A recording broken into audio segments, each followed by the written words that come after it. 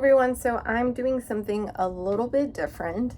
Oldie is there in the background. Let me move this book so you can see his face. Look at how cute he is.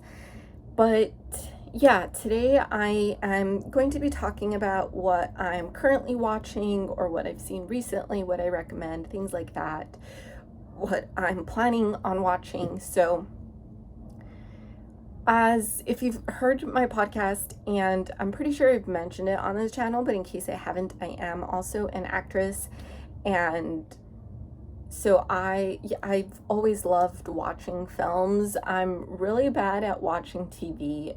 TV was never my medium of choice, like even as a kid.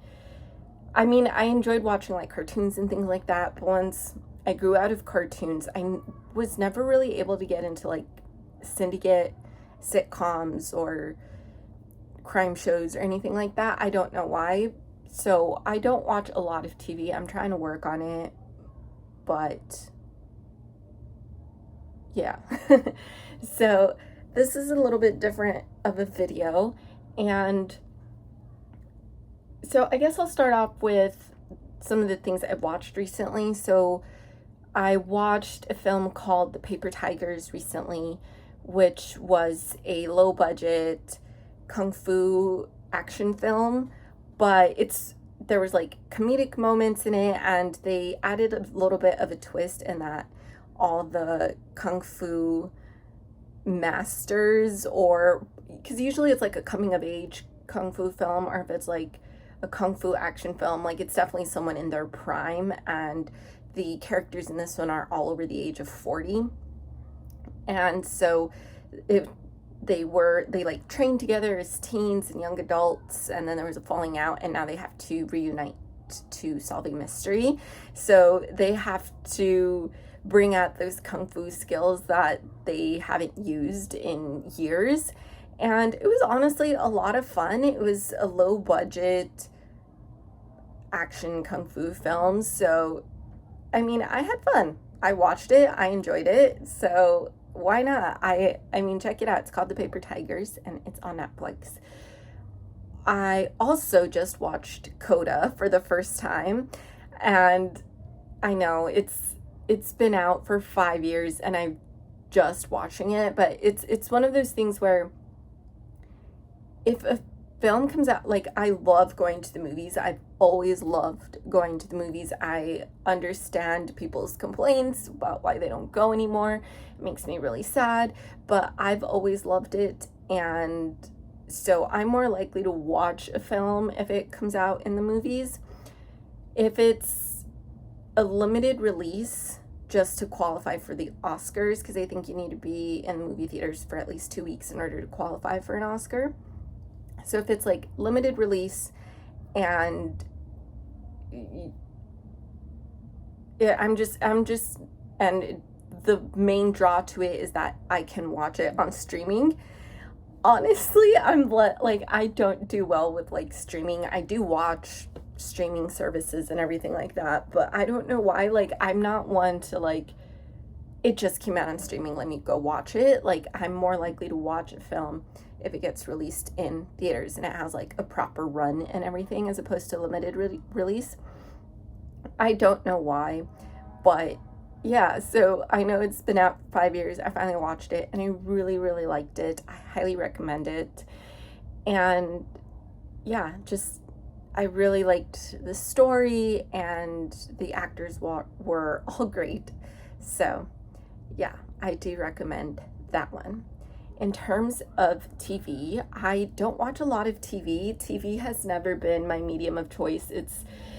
As a kid, I watched a lot of like cartoons, but once I outgrew those cartoons, I watched Disney Channel for way too long. But other than that, like, I was never able to get into like syndicate sitcoms, syndicate like crime shows or anything like that. If it comes out like on syndicated television, I don't know why. I don't watch a lot of TV. So I'm getting better, but still not great. But I am currently watching a J-drama called Quartet on Netflix, and I'm on the 5th episode. So I'm making my way through it slowly. And what we know so far, it's a quartet of musicians. They met by chance. Or was it by chance? We're slowly figuring out that it may not have been as by chance as it seems. But they all met by chance at a karaoke bar, and they became friends and decided to move in together and play as a quartet and make their money that way. So yeah, it's a simple television show. There's a bit of a mystery to it so far, but nothing like, it's definitely more of a slow burn, but we're really getting to know all the characters. But it's not my favorite J-drama or K-drama that I've seen. I don't watch too many K-dramas or J-dramas, but there's definitely been others that I've enjoyed more than I'm enjoying this one so far, but it's not terrible. In terms of what's coming out at the movies, I'm kind of struggling. There isn't really anything that is calling my name. I don't know. Yeah, I think like the last film that I was excited for was Supergirl, which does not deserve all the hate it's getting, in my opinion. I think people just like to hate, to be haters. It's not terrible. It's not great, but it's an average superhero film. So I don't know why it's getting as much hate as it has been. There's definitely worse superhero films out there. But after like thinking about what's coming up next, I don't know. There isn't really any movies that are coming into theaters that I'm excited for. So yeah, this might be like a very slow summer for me in terms of the movies. I don't know. I'll update you if that changes. I know a lot of people were excited for Toy Story 5. For me, Toy Story ended with Toy Story 3. I gave Toy Story 4 a shot. Absolutely hated it. So to me, it ends with the trilogy. I'm not interested. I hate that the Toy Story, that like Pixar and Disney like said Toy Story 3 was ending with Toy Story 3, and then they almost immediately went back on that because they want to sell more merch and everything that comes with it. So I'm probably never gonna watch Toy Story 5. I'm not interested. I hated Toy Story 4. I legitimately hated Toy Story 4. And I know everyone's like, this one is rated just as well. This is currently the lowest rated out of all of them, but it still sits at a 90 something. So it's still good. And I'm just like, no. Toy Story 3 is what ended Toy Story for me. I don't need to revisit these characters.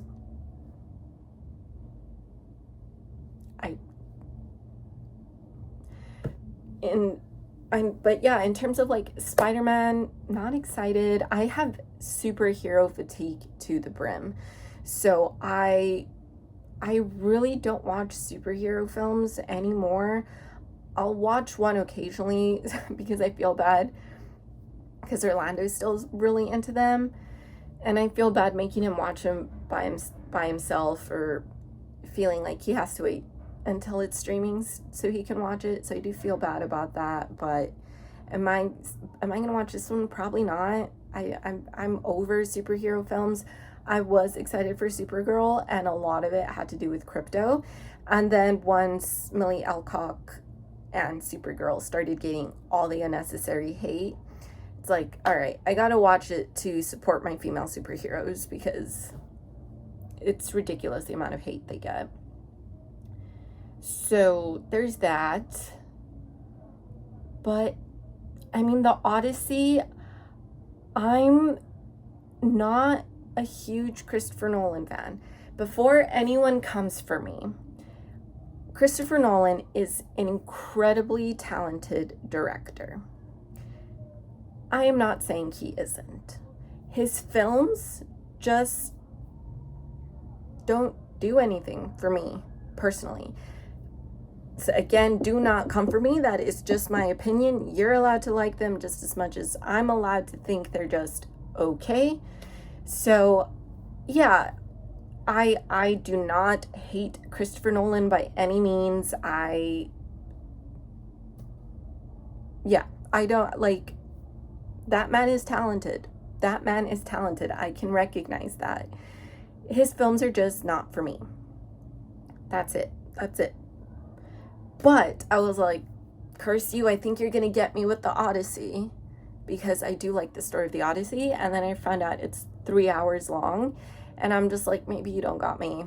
I do love going to the movies, but I do have a threshold, and that threshold is 2 hours, 2.5 if I'm really pushing it. But I really don't feel like sitting and watching any movie, whether that be at home or in the movie theater, for 3 hours. That's just over my threshold. I understand why it's that long, but so I don't know. I'm still on the fence of that one, but it's purely because of the length. I think that's it. I don't know. Is there anything that you're currently watching, or what do you recommend I check out? Yeah, let me know.